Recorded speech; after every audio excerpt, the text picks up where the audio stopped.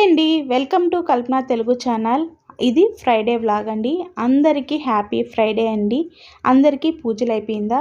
నేనైతే ఇప్పుడే సింపుల్గా ఒక డ్రాగన్ ఫ్రూట్ పెట్టయితే పూజ చేసుకున్నానండి.